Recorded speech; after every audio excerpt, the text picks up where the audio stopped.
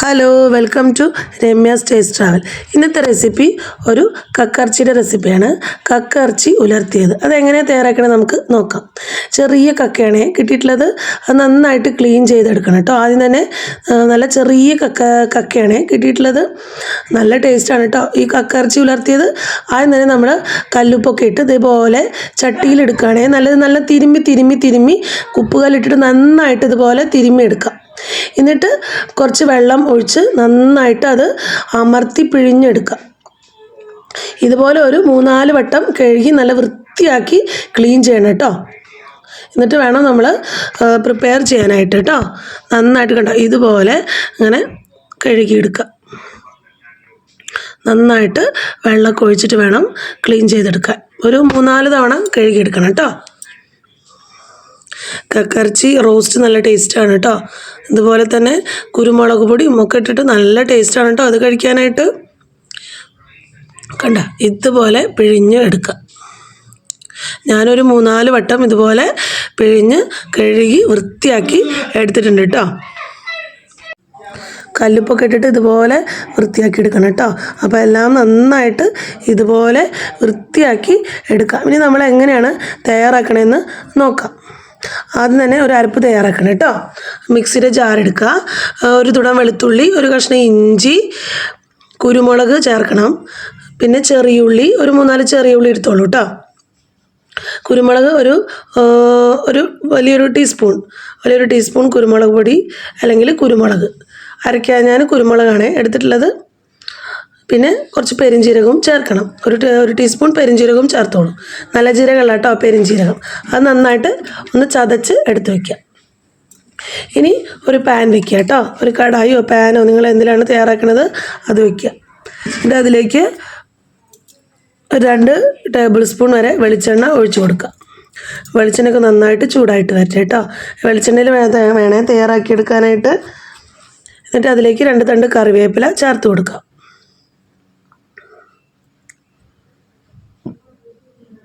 പിന്നെ 2-3 പച്ചമുളകും ചേർത്ത് കൊടുക്കുക.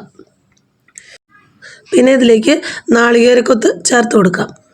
ഇതുപോലെ ചെറുതാക്കി അരിഞ്ഞത് വേണം ചേർത്ത് കൊടുക്കാനായിട്ട്. ഈ നാളികേരക്കൊത്തും കറിവേപ്പിലയും വെളിച്ചെണ്ണയിൽ കിടന്നിട്ടുള്ള മണം നല്ല ഒരു മണം വരും കേട്ടോ. ഈ സമയത്ത്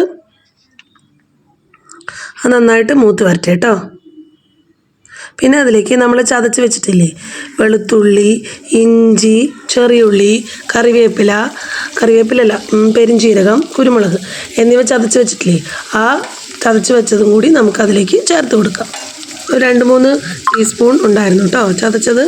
അത് ചേർത്ത് കൊടുത്ത് നന്നായിട്ട് മിക്സ് ചെയ്തെടുക്കുക. അത് നന്നായിട്ട് മൂത്ത് വരട്ടെ കേട്ടോ. ഇനി നമ്മളതിലേക്ക് ഒരു 2 സവാള അരിഞ്ഞത് ചേർത്ത് കൊടുക്കുക. ഇതുപോലെ അരിഞ്ഞിട്ട് എടുക്കുക കേട്ടോ. പകുതിയാക്കിയിട്ട് ഇതുപോലെ അരിഞ്ഞെടുക്കുക. വെളിച്ചെണ്ണ വേണമെങ്കിൽ കുറച്ചും കൂടി ചേർത്ത് കൊടുക്കാം. ഈ സവാളയൊക്കെ ഒന്ന് വാടി വരട്ടെ കേട്ടോ. കക്കയിറച്ചി ഇതുപോലെ എന്താ പറയുക വറുത്തരച്ച് വയ്ക്കും കേട്ടോ. നല്ല ടേസ്റ്റ്. കായൊക്കെ ഇട്ടിട്ട് വയ്ക്കും. അതൊരു ടേസ്റ്റാണ്. കോഴിക്കോട് ഭാഗത്ത് എരുന്തെന്ന് പറഞ്ഞിട്ടൊരു സാധനമുണ്ട്.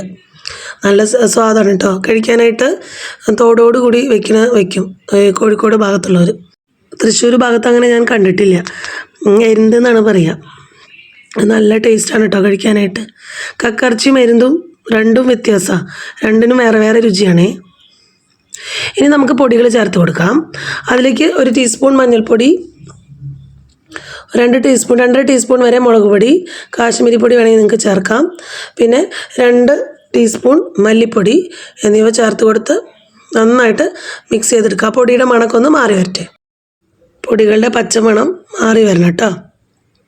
നന്നായിട്ട് മിക്സ് ചെയ്തെടുക്കുക. നമുക്ക് കക്കയിറച്ചി ഉലർത്തിയത് കൊള്ളി പുഴുങ്ങിയിട്ടുണ്ടാവില്ലേ, കൊള്ളി മഞ്ഞൾപ്പൊടി ഉപ്പൊക്കെ ഇട്ടിട്ട് വേവിച്ചിട്ട് പൊടിക്കൊള്ളിയാക്കി എടുക്കുക. എന്നിട്ട് നമുക്ക് ഈ കക്കയിറച്ചി മിക്സ് ചെയ്തിട്ട് കഴിക്കാൻ നല്ല ടേസ്റ്റാട്ടോ അത് കഴിക്കാനായിട്ട്. അങ്ങനെ ഒന്ന് കഴിച്ച് നോക്കൂ. ചിലവർക്ക് ഈ കക്കയിറച്ചിയുടെ ടേസ്റ്റ് ഇഷ്ടമില്ലാത്തവരുണ്ട്. പക്ഷേ ഇതുപോലെ തയ്യാറാക്കിയെടുക്കൂ. നല്ല സ്വാദാണ് കഴിക്കാനായിട്ട്. അങ്ങനെ ഡ്രൈ ആക്കി എടുക്കുമ്പോഴാണ് സ്വാദ് കൂടുതൽ. ഇനി നമ്മൾ ആ പൊടികളുടെ മണമൊക്കെ മാറി വന്നാൽ നമുക്കതിലേക്ക് 2 തക്കാളി അരിഞ്ഞത് ചേർത്ത് കൊടുക്കുക. തക്കാളിയൊക്കെ ഒന്ന് വെന്ത് വരട്ടെ കേട്ടോ. ഒന്ന് അടച്ചു വെച്ച് നമുക്ക് ആ തക്കാളി വേവിച്ചെടുക്കാം.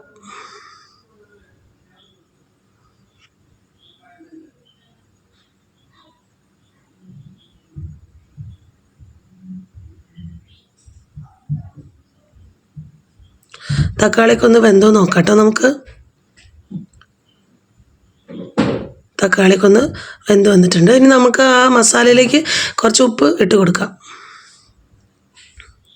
ചിലവർ ഈ കക്കയിറച്ചി മഞ്ഞൾപ്പൊടി ഉപ്പൊക്കെ ഇട്ടിട്ട് ഒന്ന് കുക്കറിൽ 2 വിസിൽ എടുക്കും കേട്ടോ, ആക്കിയെടുക്കും. അങ്ങനെ തയ്യാറാക്കണേക്കാട്ടും ടേസ്റ്റ് ഇതുപോലെ തയ്യാറാക്കിയാണ് നല്ലത്. തക്കാളിയൊക്കെ ഒന്ന് വെന്ത് ഉടഞ്ഞു വന്നിട്ടുണ്ട്. ഇനി നമുക്ക് കഴുകി വൃത്തിയാക്കി വെച്ച കക്ക അതിലേക്ക് കക്കയിറച്ചി ചേർത്ത് കൊടുക്കാം. നല്ല ചെറിയ കക്കയിറച്ചിയാണ് എനിക്ക് കിട്ടിയിട്ടുള്ളത്. ചെറിയ കക്കയിറച്ചി നല്ല ടേസ്റ്റാണ് കഴിക്കാനായിട്ട്. വലുത് ടേസ്റ്റ് ഇല്ല എന്നല്ല, ചെറിയ കക്കയിറച്ചി ആകുമ്പോൾ കൂടുതൽ ടേസ്റ്റ് ഉണ്ടാവും. എന്നിട്ട് അതിൽ ആവശ്യത്തിന് ഉപ്പ് ചേർത്ത് കൊടുത്ത് നന്നായിട്ട് മിക്സ് ചെയ്തെടുക്കാം. ഇങ്ങനെ ഉലർത്തി എടുക്കാം. ഉപ്പ് നോക്കിയിട്ട് വേണം ചേർക്കാനായിട്ട് കേട്ടോ, പെട്ടെന്ന് ഉപ്പ് അതിലേക്ക് പിടിക്കും. കുരുമുളക് പൊടി, ഗരം മസാലപ്പൊടിയൊക്കെ വേണമെങ്കിൽ നിങ്ങൾക്ക് ചേർത്ത് കൊടുക്കാം. ഞാൻ ഗരം മസാലപ്പൊടി ചേർത്ത് കൊടുത്തിട്ടില്ല കേട്ടോ. ഗരം മസാലപ്പൊടി ഇട്ട് കൊടുത്തു കഴിഞ്ഞാൽ നമുക്ക് ആ കക്കയിറച്ചിയുടെ തനതായ രുചി നമുക്ക് കിട്ടില്ല. അത് കാരണം ഞാൻ ഗരം മസാലപ്പൊടി ചേർത്ത് കൊടുത്തിട്ടില്ല. ചിലർ ഗരം മസാലപ്പൊടി ചേർത്ത് കൊടുക്കും. പെരുംജീരകത്തിൻ്റെ ഫ്ലേവറാണ് ഇതിന് കൂടുതൽ ടേസ്റ്റ് ഉണ്ടാവുക.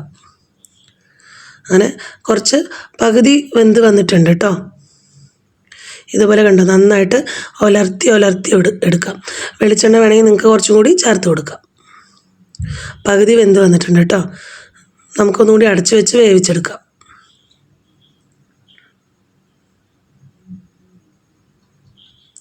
കറിവേപ്പിലയും ഇടയ്ക്കിടയ്ക്ക് ചേർത്ത് കൊടുക്കാം.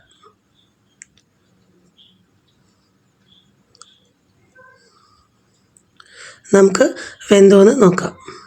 അങ്ങനെ നമ്മുടെ സ്വാദിഷ്ടമായ കക്കയിറച്ചി റെഡി ആയിട്ടുണ്ട്. കറിവേപ്പില കുറച്ചും കൂടി ചേർത്ത് കൊടുക്കാം. എന്നിട്ട് നന്നായിട്ട് മിക്സ് ചെയ്തെടുക്കാം.